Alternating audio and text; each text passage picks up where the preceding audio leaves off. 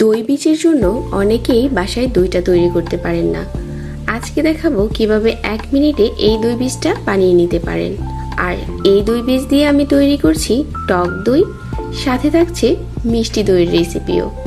তো আশা করছি আজকের ভিডিও ভালো লাগবে সবার কাছে। প্রথমে আমরা দই বীজটা বানিয়ে নেব। দই বীজ বানানোর জন্য আমি এখানে নিয়েছি 2 টেবিল চামচ লেবুর রস, তারপর এখানে নিয়েছি 1/4 কাপের মতো পাউডার মিল্ক আর 1/4 কাপ নিয়েছি লিকুইড মিল্ক।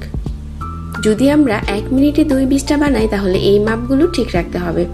তারপরে এই পাউডার মিল্কের সাথে লিকুইড মিল্কটা খুব ভালো করে মিশিয়ে নিতে হবে।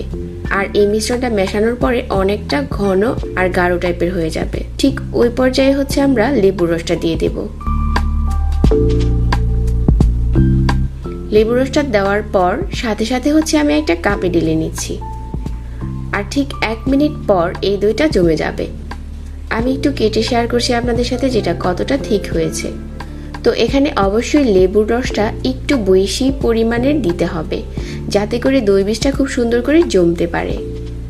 তো আমার এখানে দই বীজটা তৈরি হয়ে গেছে। আর এই বীজ দই দিয়ে আজকে আমি 2 রকমের দই আপনাদের সাথে তৈরি করে শেয়ার করব। তো আশা করছি ভালো লাগবে। প্রথমে আমি দেখিয়ে দিচ্ছি মিষ্টি দইটা আমরা কিভাবে তৈরি করব। চুলায় একটা পাত্র বসিয়ে 1/4 কাপ নিয়ে নিচ্ছি চিনি। তো কিছুক্ষণ জাল করার পর এই চিনিটা যখন গলতে শুরু করবে আর কালারটাও চেঞ্জ হয়ে যাবে, অনেকটা দেখতে ক্যারামেলের মতো হয়ে যাবে, ওই পর্যায়ে আমি দিয়ে দিচ্ছি 1.5 কাপ লিকুইড মিল্ক। তারপর বেশ কিছুক্ষণ জাল করে নিচ্ছি।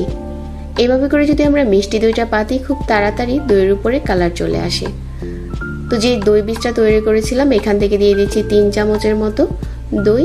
তারপর খুব ভালো করে নেড়ে চেড়ে মিশিয়ে নিচ্ছি আর একটা পাত্রে ঢেলে নিচ্ছি। একটা সাইডে রেখে দিচ্ছি।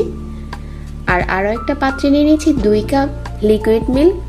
এই লিকুইড মিল্কটাকেও খুব ভালো করে জাল করে নিচ্ছি। একটুখানি সময় নিয়ে জাল করতে হবে যাতে দইটা খুব সুন্দর করে জমতে পারে। তো আমি এখানেও 3 টেবিল চামচের মতো দই বীজ দিয়ে দিলাম। তারপর আরও একটা পাত্রে নিয়ে নিচ্ছি। এখন এই দইগুলো তৈরি করব আমি সনাতন পদ্ধতিতে। একটা সাইডে রেখে দিতে পারেন 8 ঘন্টার জন্য। তারপর খুব সুন্দর করে দইটা জমে যাবে। এখন যেহেতু গরমের সিজন, আবার কেউ চাইলে 1 ঘন্টায়ও এই দই জমাতে পারেন।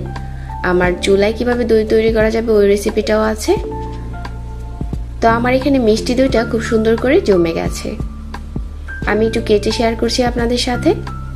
আর একইভাবে আমি টক দইটাকেও খুব ভালো করে জমিয়ে নিয়েছি। আর আজকের দইগুলো আমি তৈরি করেছি সম্পূর্ণ সনাতন পদ্ধতিতে। একটুখানি ধৈর্য সহকারে আর সময় নিয়ে এই দইটা তৈরি করে নেবেন। আশা করছি আজকের ভিডিও ভালো লেগেছে সবার কাছে। অনেক অনেক ভালো থাকবেন। রেসিপি দেখার জন্য ধন্যবাদ জানাচ্ছি।